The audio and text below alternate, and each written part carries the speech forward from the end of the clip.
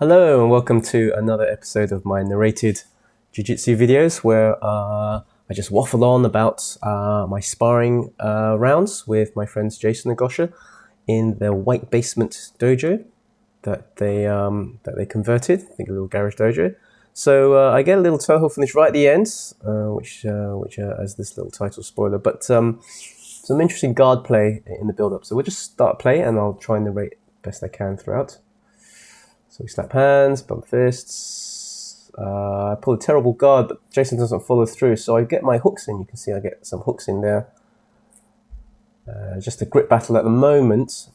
Now once Jason pops his arm up there, you can see he pops his leg up there, which I feed the lasso grip. You can't see it on the other side, but there's a lasso grip, sleeve grip on his right arm, and I fed it over and underneath the armpit, which gives me a sweep towards the Jason's right side. So you can see, pop, there we go. So unfortunately, I don't follow through. I sort of have nothing really happens. We're in a sort of neutral position, so I wouldn't get points for this sweep, probably an advantage.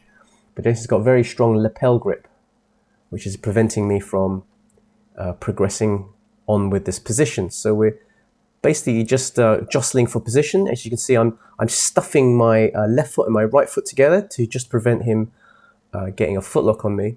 I still have my left leg trapped, well not trapped, but placed across his body. So I'm vulnerable to a cross-body footlock. Remember, we're playing IBJJF rules in this one, so there's no heel hooks. So I can expose my heel a little bit. He's still got that very, very strong lapel grip there. We're still jostling around. You can see the lapel grip right there, which is kind of hampering my ability to stretch away from him.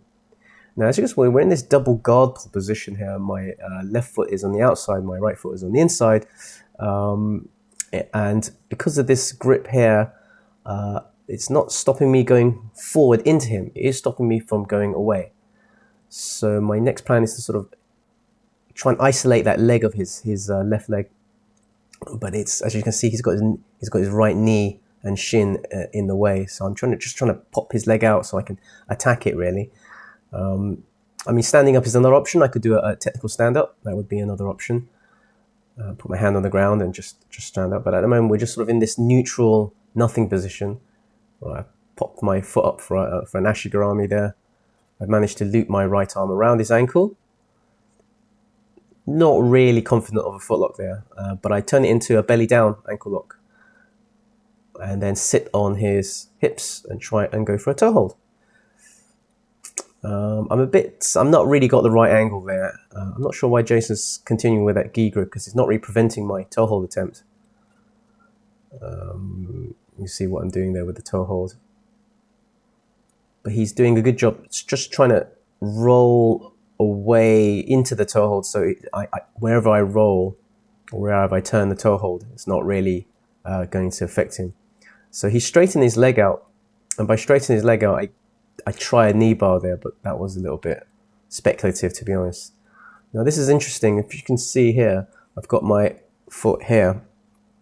So this is going across his body, and I'm very vulnerable to a cross-body straight ankle lock. Now this cross-body straight ankle lock is much better done when you've got a sort of a rear naked choke grip.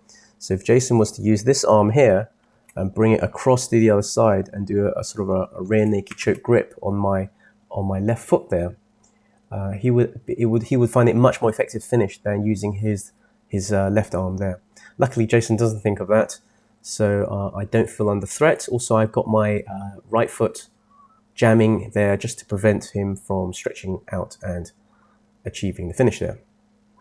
We carry on. He comes up. This is an opportunity for me to sweep him as he comes up into combat base.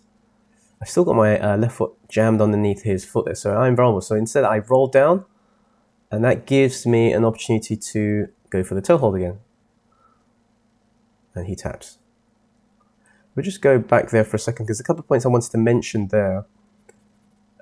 Just prior to the toe hold, and the reason I rolled to my side there is, we'll just play this very slowly. So as you can see, my left foot is jammed underneath his left arm there. So again, referring again to this cross-body footlock attempt, that could be a problem for me. And I'm very prone to, if I sort of stay where I am neutral to him, I'm prone to getting yanked if I'm in the wrong position. Even though Jason's using the same side, his left arm, he could still crank some sort of finish. Whereas, to be honest, he'd be better off using his other arm to get that sort of rear naked choke crossbody grip. So what I do then, what is a tactic, and I can do this in the gi, you can't do this in no gi when heel hooks are prevalent, is to turn my foot outwards so the heel is exposed. If you turn the foot outwards and expose the heel, the straight ankle lock isn't on. And as I say, you can do this safely when heel hooks aren't prevalent. So there's my heel, and I'm turning it outwards, which turns my knee inwards. And also, as I rotate my upper body, I can then attack this foot. So there's a lot of arrows there, just to explain. I just want to show this slowly because this is sort of the key moment. This is really the bit I wanted to show off in this video. Here we go. So I'm turning around. I've now escaped from the straight ankle, even though his arm is still looped around my leg. And now I'm reaching for Jason's right foot there.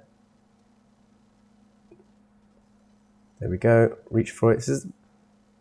And his leg is bent, so it's the optimum condition to finish. And I get it. You can't quite see the finish, unfortunately, because my own body's in the way. And I've let go. So that's something that's interesting to do. Counter toe hold to somebody who's straight ankle locking you. That's all I wanted to show in this quick video. We had a full night, but I've been away for 3 weeks, so I was a little bit rusty. And that's, to be honest, that was my best move throughout the whole night. Jason and Gosha hadn't stopped their training, so they were on fire all night. But hopefully on to more the following week. So thank you for watching. Just a quick one there, and we'll see you next time. Cheers. Bye.